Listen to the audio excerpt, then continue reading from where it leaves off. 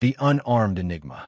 The Galactic Council chamber was a spectacle of interstellar diplomacy, an immense, circular hall where representatives of dozens of species gathered to decide the fate of a known galaxy. Holographic banners of various empires and federations floated above their respective delegations, a visual reminder of the fragile peace that bound them together.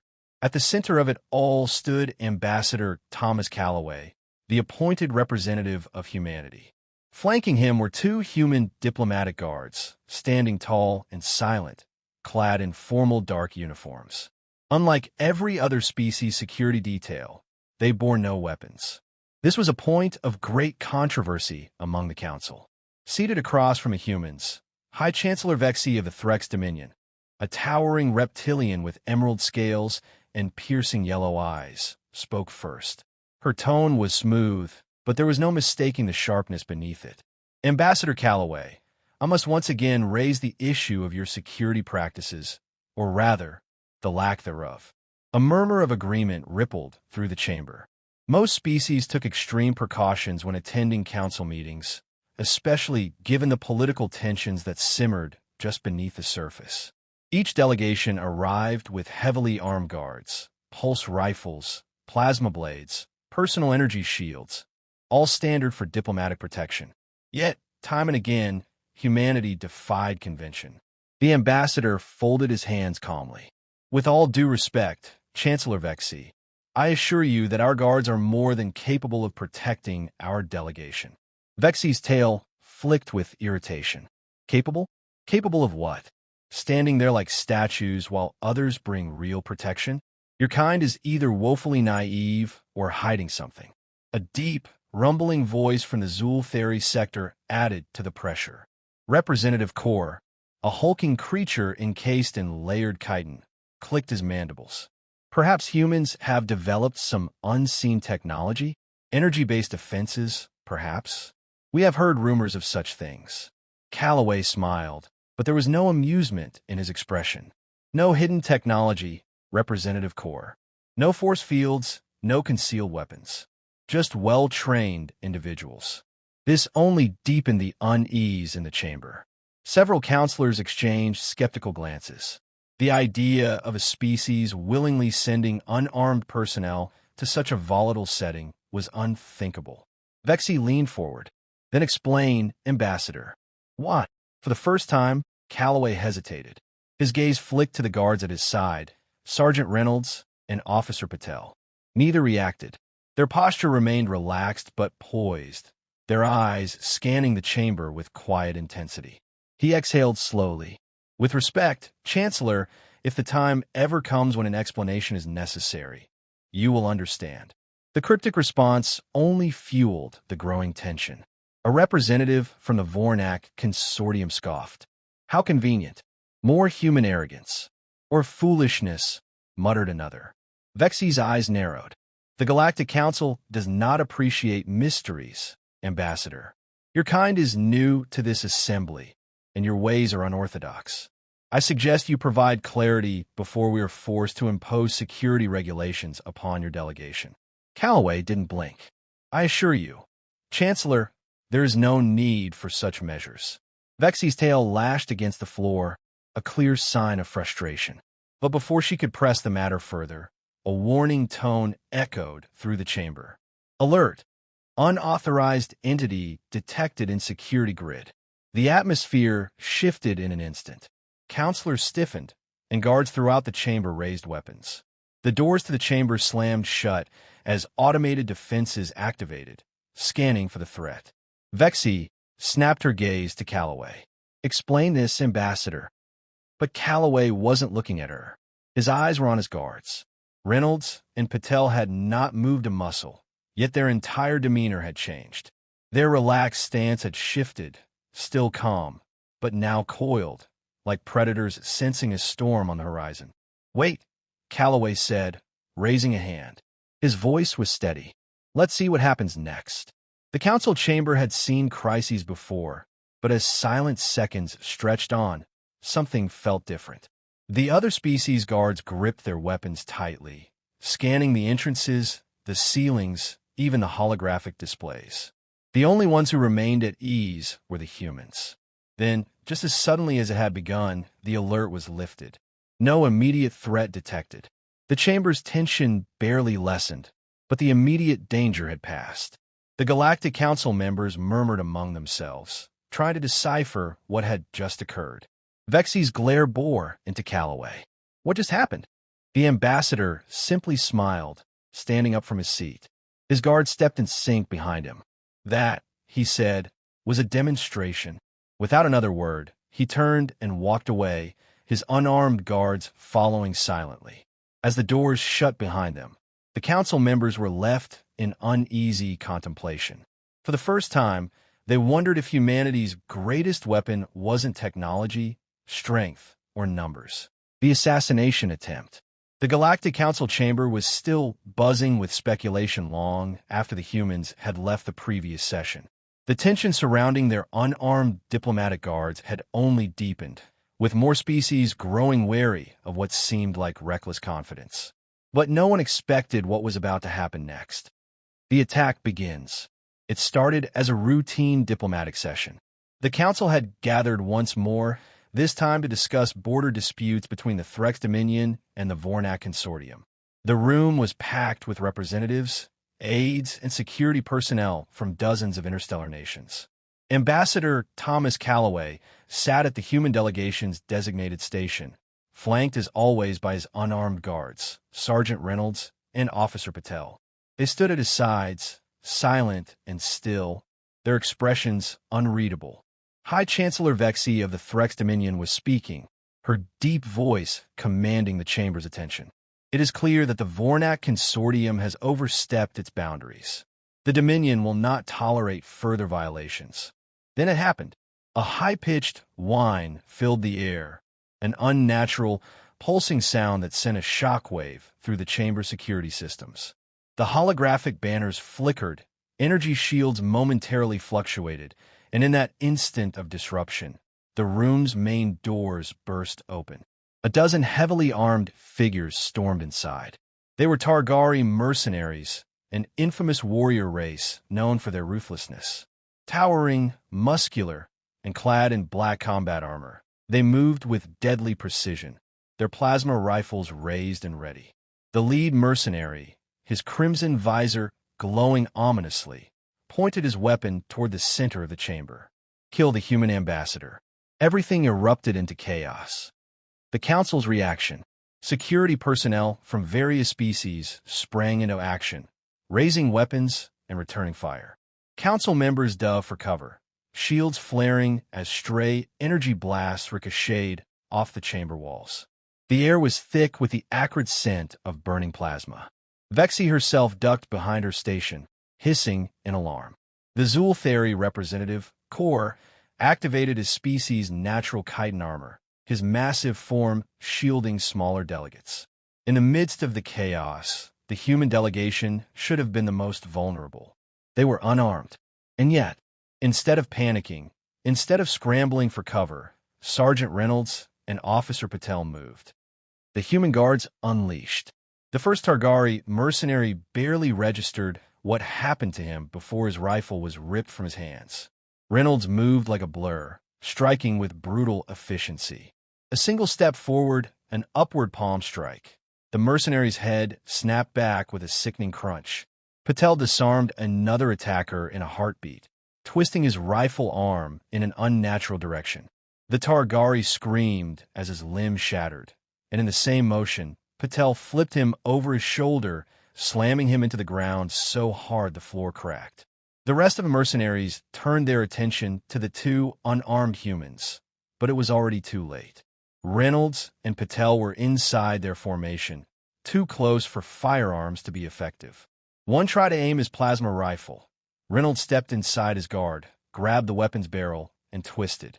A sharp pull, broken fingers, a stolen weapon. The human turned the rifle against its owner and fired, dropping the mercenary instantly. Patel ducked low, dodging an incoming strike, then rose into a spinning elbow, cracking the jaw of his opponent.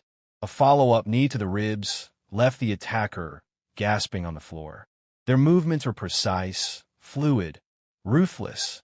To the watching council members, it was almost surreal. The humans moved like predators, not prey. The turning point. The remaining mercenaries hesitated. They had expected an easy target, not this. Reynolds took full advantage of that hesitation. He closed the distance to the Targari leader in a fraction of a second, dodging a clumsy attempt at a strike. A single, devastating blow, a knife-hand strike to the throat, and the leader collapsed, choking. The remaining attackers faltered. One tried to retreat, but Patel grabbed him by the back of his armor and slammed him headfirst into a console, knocking him unconscious. Within 30 seconds, every mercenary was either dead, unconscious, or incapacitated. The aftermath. The smoke cleared. The silence was deafening. Council members cautiously emerged from cover, stunned by the sight before them. The human guards stood completely unharmed. No weapons, no armor, and yet they had annihilated a team of professional killers as if it were nothing more than routine. Vexi was the first to speak. Her voice was quiet, but edged with disbelief. That was impossible. Ambassador Calloway exhaled and adjusted his sleeves. Not impossible, Chancellor. Just human training. Vexi's gaze flicked to the two guards. They were calm. Too calm. Their breathing was steady, their eyes sharp, as if the battle had not even affected them. These were not ordinary soldiers. Kor, still recovering from the shock, rumbled, How? How is it that two unarmed humans could defeat an entire squad of Targari mercenaries? Calloway met his gaze, his expression unreadable. Because our guards do not need weapons, Representative Kor. He let the words sink in. Then, with the same composed ease, he gestured toward the fallen mercenaries. And now you understand why. The council chamber remained silent. For the first time, the galaxy realized something unsettling about humanity. They were not just another species. The truth about humanity's warriors.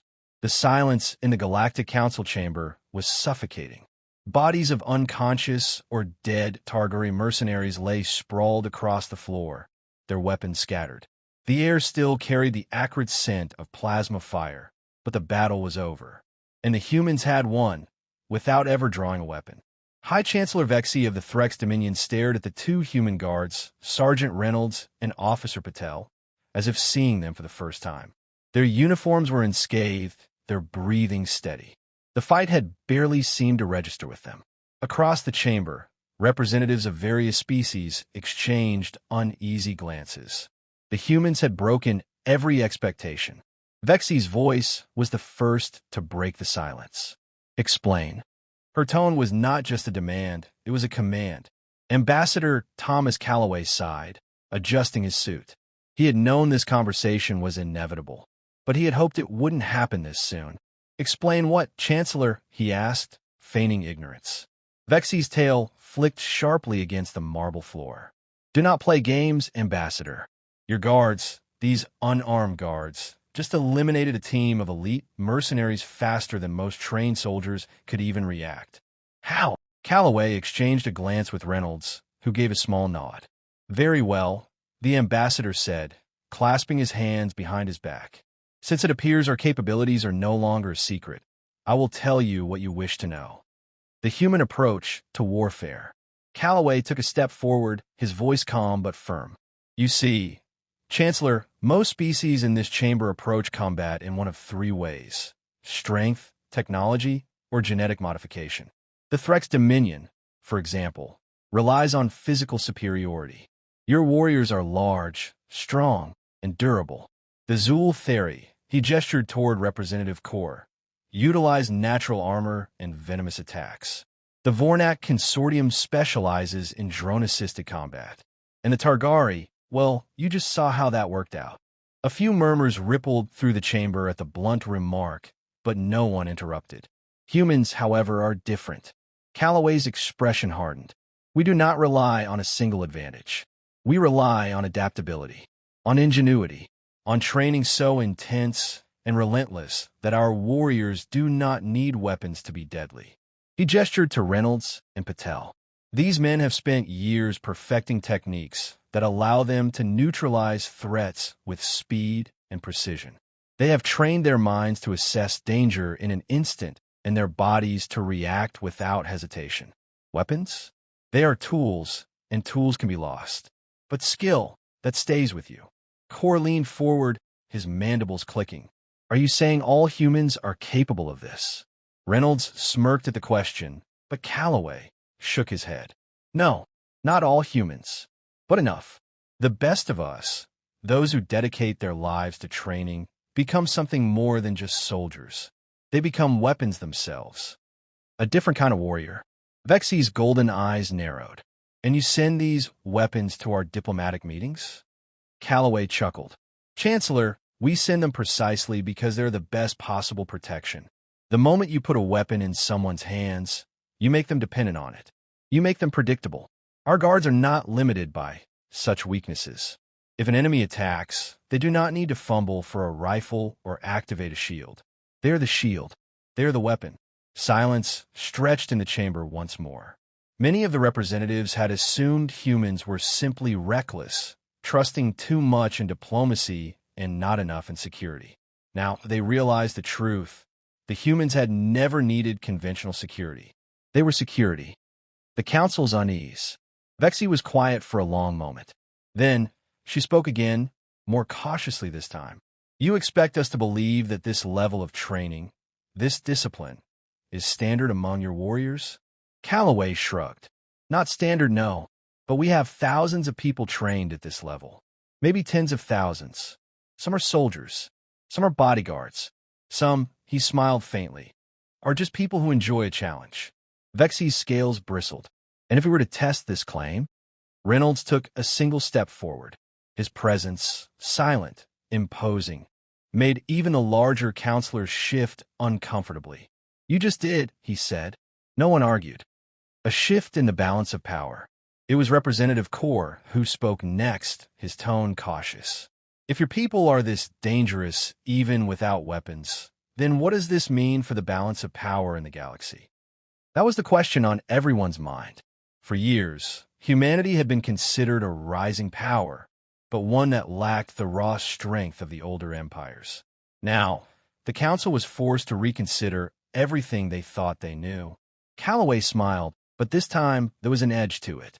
It means, Representative Core, that humanity is not to be underestimated. Ever. He let his words sink in before turning to High Chancellor Vexy. Now, Chancellor, do you still believe our guards should carry weapons? Vexy did not answer. She simply stared at the two human warriors, then back at the defeated mercenaries. The truth was clear. The humans didn't need weapons. They were the most dangerous force in the room, armed or not. A message to the galaxy. The Galactic Council chamber had never been this quiet. Not after war declarations, not after planetary crises, not even after the revelation of species-shattering technology. But today, silence reigned. The bodies of the Targari mercenaries had been removed, but the memory of their swift defeat remained fresh. The scent of scorched metal and discharged plasma still lingered in the air. More than anything, it was the two human guards, Sergeant Reynolds and Officer Patel, who held the attention of every delegate in the room. They had not raised their voices, had not made threats. They had simply acted, and in less than a minute, they had demonstrated that humanity was not to be trifled with. Reactions of the Council. High Chancellor Vexy of the Threx Dominion was the first to break the silence.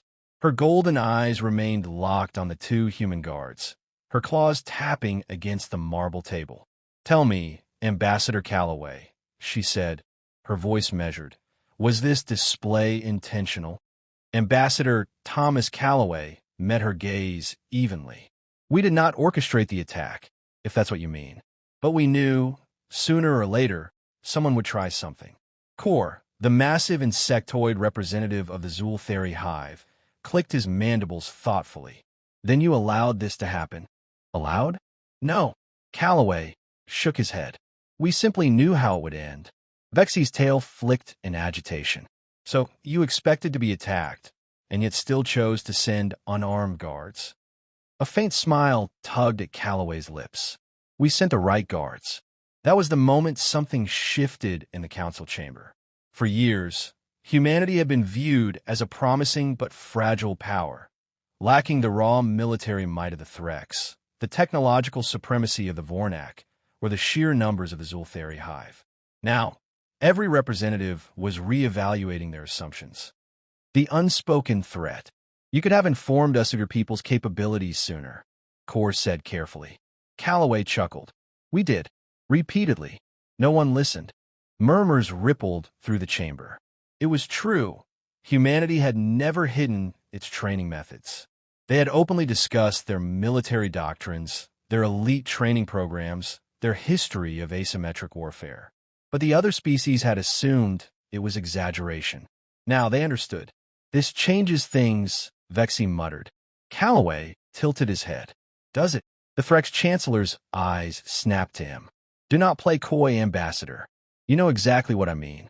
This, she gestured toward Reynolds and Patel, this is not normal. Even our best warriors cannot do what they just did without enhancement or advanced weaponry. You're telling me that humans train themselves to this level without cybernetic augmentation, without genetic modification, without anything. Discipline is a powerful thing. Chancellor, Calloway said simply. Vexi exhaled sharply. Then tell me, Calloway, what happens if the galaxy finds itself at war with humanity? The room went still. Kor clicked his mandibles uneasily. A war with humanity. The very idea had been laughed off in the past. Now it was terrifying. Calloway didn't answer immediately. Instead, he turned toward Reynolds and Patel. The two guards stood at ease, as if nothing significant had happened at all. Unshaken, unbothered, unstoppable. The ambassador turned back to the council, his smile faint but unwavering. If that day ever comes, Chancellor, I suggest you don't fight us up close. A warning and an offer. The weight of those words hung heavy in the chamber. Then Calloway's expression softened. But we are not here to be your enemies. Vexi frowned, her tail twitching. Then what are you here for? To be your allies. If you'll have us. Murmurs spread among the representatives. After what they had just witnessed, the idea of humanity as an enemy was terrifying. The idea of them as an ally, that could change everything. Kor's mandibles twitched in thought. If we are to accept your alliance, then we must understand your philosophy of warfare. Calloway nodded. We are willing to share what we can. We believe in cooperation, not conquest. But his gaze swept over the room. You must understand something. We do not start wars. His voice was calm, steady, absolute. But we end them. The silence that followed was not the silence of fear. It was the silence of understanding. The representatives of the Galactic Council had just witnessed something rare in the galaxy. A species that did not need weapons to be dangerous.